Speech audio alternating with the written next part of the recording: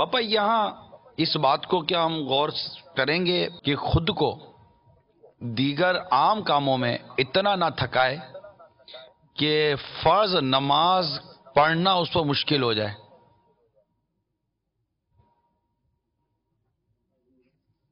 ہر وہ کام، ہر اس کام سے رکے جو خشوع نماز میں مانے ہو، رکاوٹ ہو.